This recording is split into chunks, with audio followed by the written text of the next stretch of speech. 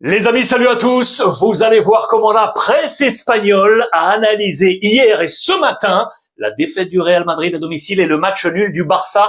4 points d'écart aujourd'hui entre les deux. On est en pleine semaine, ça y est, Ligue des Champions. Voici comment la presse espagnole a analysé tout ça. La presse de dimanche, tout d'abord, avec, regardez, ce fiasco que l'on voyait venir. Madrid battu à domicile, 2-1 par le FC Valence avec le visage blême de Carlo Ancelotti. Dans le même temps, le Barça à la une de Sport, Lewandowski avec ce pouce, parce que le Barça a été genou à terre, tenu en échec, certes, mais un point qui fait la différence peut-être et qui fera peut-être la différence au bout. Un point de plus et une journée de moins. Un but partout face au club andalou du Betis. Et voici la presse de ce matin. Marca tout d'abord avec l'appel, le message de Mikel Merino, l'Espagnol d'Arsenal, sous les ordres de Mikel Arteta. Si tu te déconcentres une seule seconde, eh bien le Real va te faire mal. On connaît le Real Madrid par cœur en Ligue des Champions.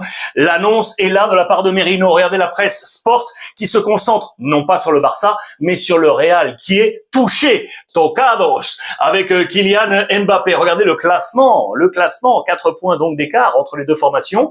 Le Barça est ici avec 67 points, le Real 63, l'Atlético toujours en course avec 60 points. L'état de forme actuel sur les 5 dernières journées, le Barça a pris 13 points sur 15, Madrid 9 sur 15, l'Atlético 7 sur 15. L'un des personnages de cette journée, c'est Vinicius. Regardez les deux champs qui sont ici, un positif, un négatif. Le positif, c'est que Vinicius, une nouvelle saison consécutive, passe la barre des 20 buts. C'est le cas sur les 4 dernières saisons, les amis. 22, 23, 24 et 20. Le championnat est toujours en cours. Il pourrait atteindre son record sous les couleurs du Real Madrid. Le chiffre négatif, il est ici. Il a manqué un penalty, Vinicius. Il a marqué, certes, mais il a manqué un penalty. 17 penalties en faveur du Real Madrid cette saison. 12 inscrits. 7 par Mbappé, 4 par Vinicius et 1 par Bellingham. 5 manqués, vous le voyez. 2 Kylian Mbappé, 2 Vinicius après ce week-end et donc 1 par Jude Bellingham. Voici quel était le 11 de Carlo Ancelotti. Avec, vous le savez, pas de Courtois,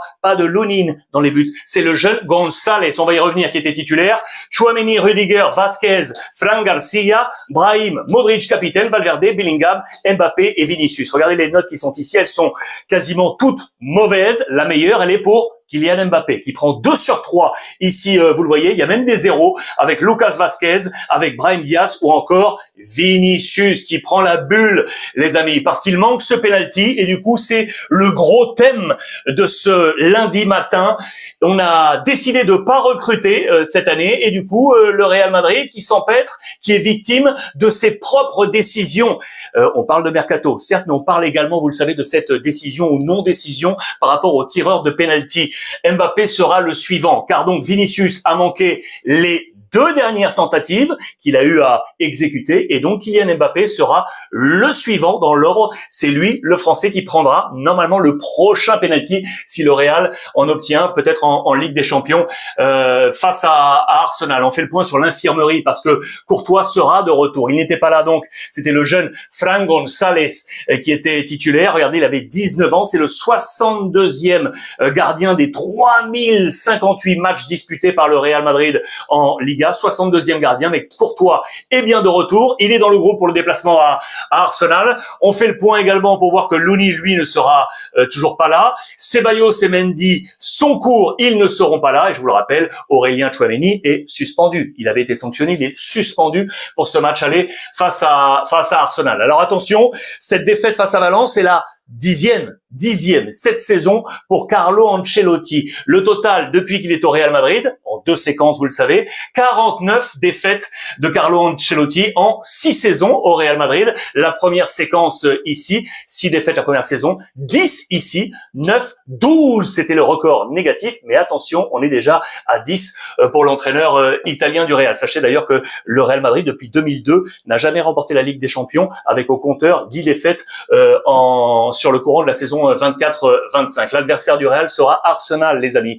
Vous le savez, ce sera demain soir à vivre. Arsenal qui a pris le point du match nul à Everton, mais qui dit ainsi très certainement adieu à la Première Ligue. Voici quel était le 11 de Mikel Arteta. À noter qu'il avait laissé sur le banc Bukayo Saka et Martin Odegaard qui seront titulaires face au Real Madrid. Ils sont entrés en jeu, vous le voyez. Il y avait Raya, Kivior Saliba White, Lewis Kelly, Merino, Jorginho capitaine, Rice, Noileri sur le côté droit, Trossard et Sterling. Voyons voir quel sera le 11 que Arteta alignera face au Real Madrid. Côté Barça, les amis, côté Barça, avec donc ce match nul face au Betis et qui donc cède une extra ball, on va dire, au Real, parce que le Barça, qui jouait juste après Madrid, aurait pu enfoncer le clou et laisser là définitivement peut-être le Real Madrid à distance.